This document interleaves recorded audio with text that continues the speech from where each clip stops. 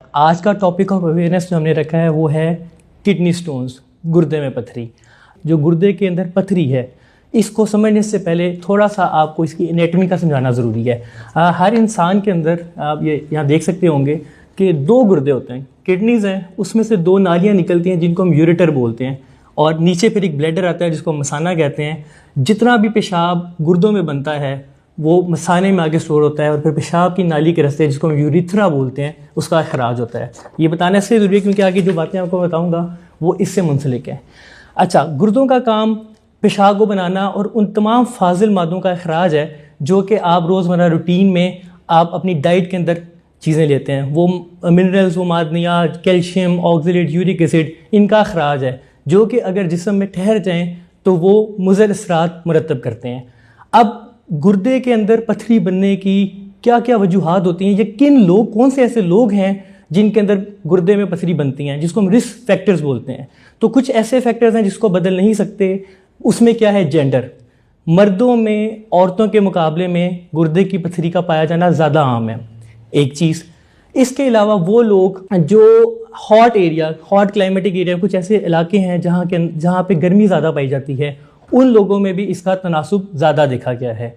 और other than that जो causes जो हम खुद चेंज कर सकते हैं, उनमें कौन सी कॉजेज़ हैं, वो हैं जी आपका डाइट इंटेक। वो लोग जो कम पानी पीते हैं, हाईली डिपेंडेंट है, हाईली इस बात का शुबा है कि उनके अंदर गुर्दे के अंदर पथरी ज़्यादा बनेगी। क्यों? क्योंकि जितना भी पानी आप लेते हैं उसका काम गुर्दे के अंदर ये जिन मादनियात का मैं जिक्र कर रहा हूँ, इन मिनरल्स को डाइल्यूट करके निकालना है। अगर आपके अंदर पानी की किल्लत पाई जाएगी या पानी कम पिएंगे तो वो पथरियाँ बनने के असबाब ज़्यादा हैं। वो क्रिस्टल्स बन जाएंगे किडनी के अंदर और वो गुर्दे की पथरी की शक्ल इख्तियार कर जाएंगे।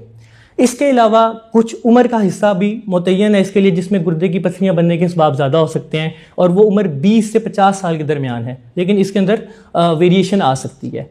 ये तो कुछ सीधा थे रिस्क फैक्टर्स।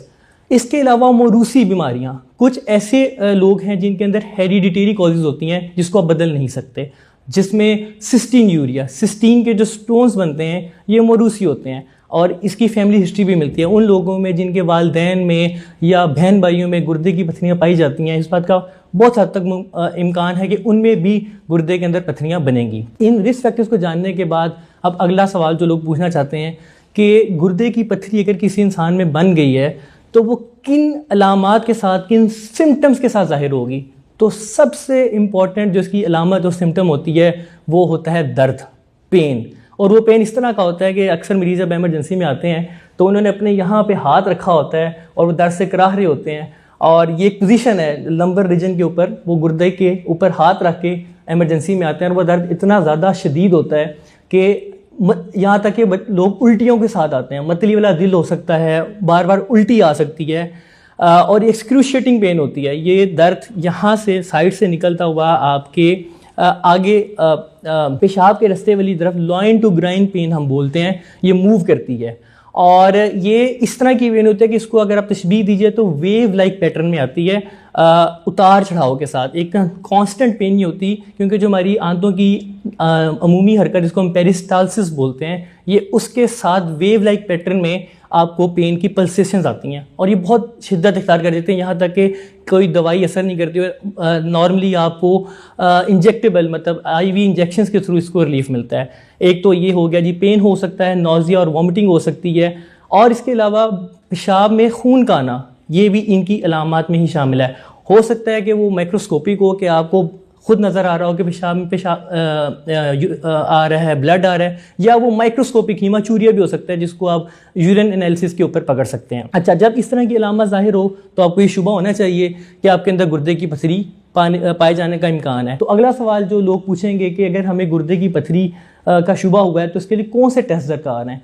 तो कुछ ऐसे टेस्ट हैं जो बड़े ही ईजी हैं, अफोर्डेबल भी हैं। सबसे पहले तो आपने एक अल्ट्रासाउंड कराना है, KUB। जैसे कि मैंने आपको डायग्राम में दिखाया था कि 3 हिस्से हैं इसके, किडनी, यूरेटर एंड ब्लैडर। तो इसी के नाम से उस अल्ट्रासाउंड का नाम है कि kidney, ureter and bladder ultrasound KUB।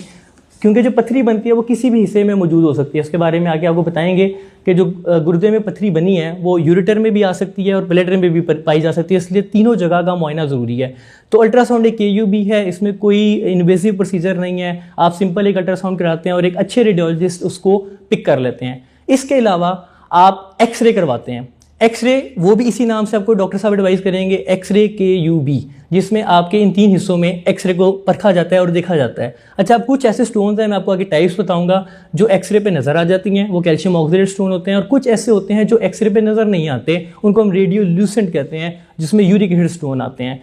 तो अगर ऐसा स्टोन है जो रेडियोल्यूसेंट है और उस पर भी पिक नहीं हो रहा, तो आपके पास फिर आगे 1-2 मजीद ऑप्शंस बचती हैं जो इन्वेस्टिगेशंस डॉक्टर हजरात करवाते हैं। उसको कहते हैं IVU, इंट्रावीनस यूरोग्राफी। एक उसके अंदर आपको डाई डाल के इंजेक्शन के थ्रू इमेज कैप्चर करते हैं। और इसके अलावा non contrast enhance helical CT scan होता है। एक CT स्कैन होता है जिसको आप कहते हैं कि गोल्ड स्टैंडर्ड है। अगर कहीं पे पथरी नहीं पकड़ी गई तो एटलीस्ट इस CT स्कैन के ऊपर ज़रूर पकड़ी जाएगी। और ये इसलिए भी ज़रूरी होता है कि कुछ मरीजों में जब शुआएं लगानी होती हैं तो CT स्कैन ज़रूरी है। अगर आपके पास CT स्कैन नहीं होगा तो वो शुआएं नहीं लगाते। वो आगे हम ट्रीटमेंट ऑप्शंस में डिस्कस करेंगे। तो अब जैसे कि मैंने जिक्र किया था कि पथरियों की कुछ इकसाम भी होती हैं, सब पथरियाँ एक जैसी नहीं होती, और इसकी जो 4 बड़ी सीधा इकसाम हैं उसके ऊपर हम रोशनी डालते हैं। सबसे कॉमन जो स्टोन्स पाए जाते हैं वो कैल्शियम ऑक्सलेट स्टोन्स हैं। इनका तनासुब तकरीबन 70 से 80% है कैल्शियम ऑक्सलेट स्टोन्स का। इसके बाद जो दूसरे स्टोन ज़्यादा पाए जा सकते हैं उनको हम यूरिक एसिड स्टोन कहते हैं। और तीसरे जो हैं वो स्ट्रूवाइट हैं, और एक जैसा कि मैंने मरूसी बीमारी का जिक्र किया था, सिस्टीन है। अब कैल्शियम ऑक्सलेट स्टोन किन लोगों में ज़्यादा पाए जाएंगे? उन लोगों में इसका पाए जाने का तनासुब ज़्यादा है जो हरे पत्ते वाली सब्जियों का इस्तेमाल ज़्यादा करते हैं। फॉर एग्जांपल वो पालक ज़्यादा खाते हैं या टमाटर ज़्यादा खा रहे हैं, कुछ ऐसी वो चीज़ें हैं जो हरे पत्ते वाली सब्जियां हैं, अगर वो इनका इस्तेमाल ज़्यादा करेंगे तो चूँकि उनमें ऑक्सलेट ज़्यादा होता है और कैल्शियम ऑलरेडी हमारी बॉडी में मौजूद है, तो कैल्शियम और ऑक्सलेट के क्रिस्टल्स बन जाते हैं और वो गुर्दे में पथरी का मौजब बनते हैं। इसके अलावा जिस तरह मैंने दूसरा जिक्र किया यूरिक एसिड स्टोन्स, ऐसा कोई भी बंदा जिसके अंदर यूरिक एसिड ज़्यादा पाया जाता है, यूरिक एसिड बहुत कॉमन, आप गाउटी आर्थराइटिस भी लोगों को, जोड़ों के भी मसाइल उसके साथ होते हैं, तो यूरिक एसिड जिसमें भी ज़्यादा पाया जाएगा, और उसकी क्या ज़्यादा बड़ी वजह बनती है? बड़ा गोश्त, anything that is high in protein, high protein intake वाला जो भी आप डाइट लेंगे, रेड मीट जो होगा, उसकी वजह से यूरिक एसिड के स्टोन बनने के चांसेस ज़्यादा हो जाते हैं। फिर तीसरा जो मैंने आपसे जिक्र किया स्ट्रूवाइट का, ये इन्फेक्शन बेस्ड स्टोन होता है। जब आपका पेशाब की नाली में इन्फेक्शन मुतवातर होना शुरू हो जाए, UTI जिसको हम कहते हैं, यूरिनरी ट्रैक इन्फेक्शंस, तो उस जगह पे यूरिन की स्टैग्नेशन की वजह से, रुकने की वजह से एक स्टोन्स बनते हैं जिनको हम स्ट्रूवाइट स्टोन्स कहते हैं या स्टैगहॉर्न कहते हैं। और ये काफ़ी पेचीदा होते हैं इस हवाले से कि ये जो आपके गुर्दे की रीनल पेल्विस है, जहाँ से ये यूरेटर निकलता है, ये इसके अंदर जड़ें इनकी इख्तियार कर देते हैं। इसको निकालना काफ़ी कभी कभार मुश्किल भी साबित होता है, लेकिन इनकी शरह, और फिर इसके अलावा जो सिस्टीन है, चौथा मैंने आपको कैटेगरी बताई, हेरिडिटी, उसकी शरह कम है। ज़्यादातर कैल्शियम ऑक्सलेट या यूरिक एसिड के स्टोन पाए जाते हैं। तो अब आगे चलते हुए जिस तरह कि हमें इसकी इकसाम का पता चल गया, हमने इसकी इन्वेस्टिगेशंस भी देख ली कि कौन से टेस्ट दरकार हैं इसको करने के लिए। अब आ जाती हैं, अगला सवाल ये है जो मरीज़ पूछते हैं कि इसकी ट्रीटमेंट ऑप्शंस क्या हैं। अब ये साइज़ डिपेंडेंट होता है।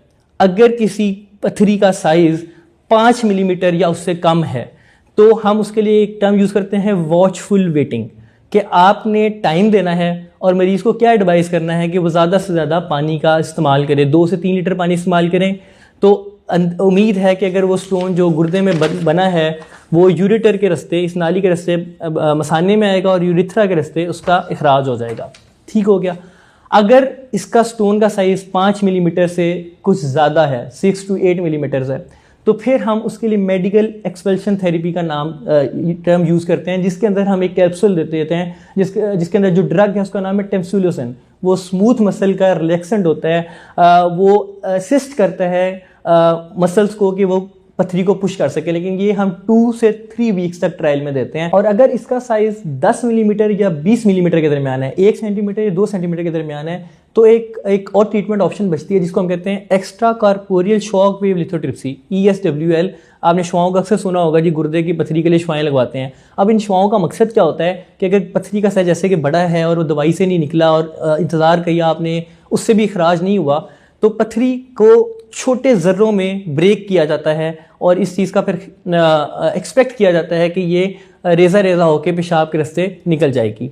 लेकिन अगर इस पथरी का साइज़ इससे बढ़ जाए, मतलब 2 सेंटीमीटर से भी बड़ा है और शुआएं काम नहीं कर रही, उसके सेशंस होते हैं, वो डॉक्टर्स आपको गाइड करते हैं, जब भी आप आते हैं तो 3 वीक्स के इंटरवल के साथ वो सेशंस रिपीट किए जाते हैं। लेकिन एक सर्टेन अमाउंट तक सेशंस के बाद फिर आपके पास सर्जरी की ऑप्शंस आ जाती हैं। अब सर्जरी के ऑप्शन जैसे कि आजकल आप लोग इस बात से बड़ा वाकिफ़ हैं कि लेप्रोस्कोपिक या एंडोस्कोपिक सर्जरीज आ गई हैं, तो इसके लिए भी बिल्कुल इस तरह की एक सर्जरी मौजूद है जिसको हम PCNL कहते हैं, परक्यूटेनियस नेफ्रोलिथोटमी। उसमें आप कैमरे के रास्ते एक छोटा सा सुराख करते हैं, गुर्दे में जाते हैं, पथरी को ब्रेक करते हैं और वहाँ पे जितनी भी पथरियाँ होती हैं उसको रिट्रीव करके एक बार ड्रेन पाइप यहाँ से रख देते हैं, जो ज़रात होते हैं वो आहिस्ता आहिस्ता खुद ही निकल जाते हैं PCNL के थ्रू। और इसके अलावा भी एक ऑप्शन है जिसके अंदर आप यूरिथ्रा के थ्रू जाते हैं, स्कोप डालते हैं, रिट्रोग्रेड इंट्रारीनल सर्जरी बोलते हैं उसको, और पिन पॉइंट करके जिस जगह पे पथरी पड़ी होती है उसको ब्रेक करते हैं और निकाल लेते हैं। अगर इससे भी स्टोन ना निकले सारे